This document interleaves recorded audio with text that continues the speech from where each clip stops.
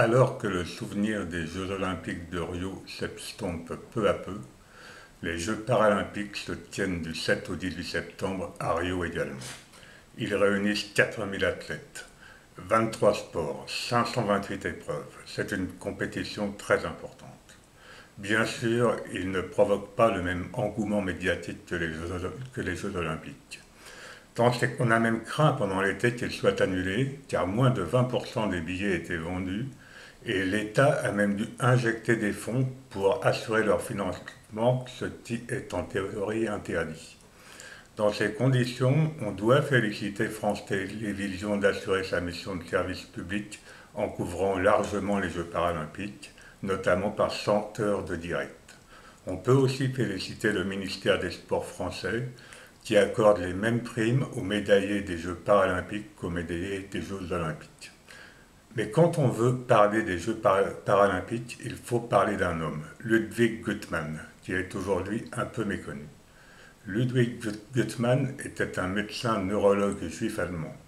Bien sûr, il a dû fuir son pays pour éviter les persécutions nazies et s'est réfugié en Grande-Bretagne. Là, il a fondé dans la banlieue de Londres, à Stockmanville, un institut destiné à soigner les lésions de la moelle épinière. Il avait des idées assez novatrices et il pensait que les soins seuls ne suffisaient pas et qu'il fallait un accompagnement psychologique. Il eut aussi l'idée d'ajouter la pratique sportive à cet accompagnement. Rapidement, ses patients se prirent au jeu, si j'ose dire, et Ludwig Guttmann décida d'organiser une compétition. Cette compétition se nommait les Jeux de Stockmanville. La première édition eut lieu en 1948 et elle ne concernait que deux sports, le basketball et le tir à l'arc, et réunissait quelques concurrents. Mais peu à peu, les Jeux de Stockmanville qui se tiennent tous les ans vont prendre de l'importance, des athlètes étrangers vont être invités, et les Jeux de Stockmanville connaissent vraiment une réussite. Aussi, en 1960, les Jeux de Stockmanville ne se tiennent pas à Stockmanville, mais ils se tiennent à Rome, et ils se tiennent surtout juste après les Jeux Olympiques de Rome. Et à partir de cette date, les Jeux de Stockmanville vont changer de nom, ils vont devenir les Jeux paralympiques et se dérouler tous les 4 ans. À partir de 1988 pour les Jeux d'été et de 1992 pour les Jeux d'hiver dont la première édition a eu lieu en 1976 en Suède, les Jeux paralympiques se tiennent toujours dans la même ville que les Jeux olympiques.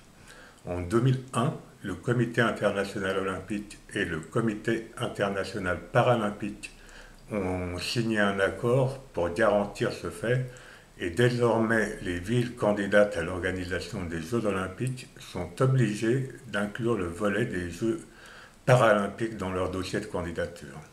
C'est en fait ce qui garantit vraiment la pérennité des Jeux paralympiques, même quand l'enthousiasme populaire est moins important.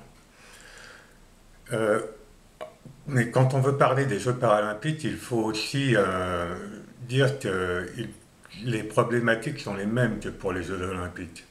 Car en effet, les Jeux paralympiques ne sont pas destinés à des handicapés qui font du sport, mais à des sportifs de haut niveau qui présentent un handicap.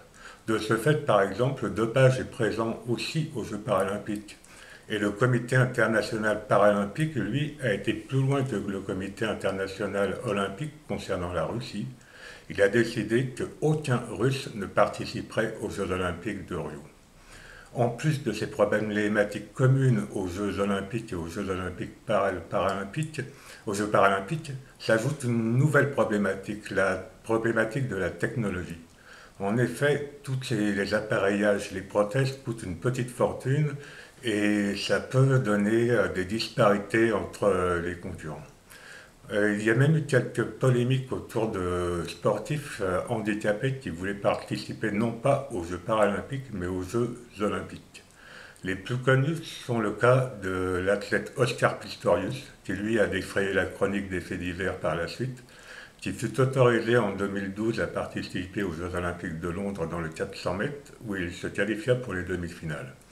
En revanche, le sauteur en longueur allemand Markus Rehm, qui avait bondi à 8,40 m et qui est champion olympique d'Allemagne de saut en longueur, avait voulu lui participer également aux Jeux olympiques, mais le tribunal du sport a rejeté sa demande, estimant que sa prothèse lui procurait un avantage trop important par rapport au valide. On le voit, les Jeux paralympiques constituent une belle réunion de de tous les sportifs du monde, touchés par les mêmes problématiques que les Jeux olympiques, mais ce sera, je pense, une belle fête.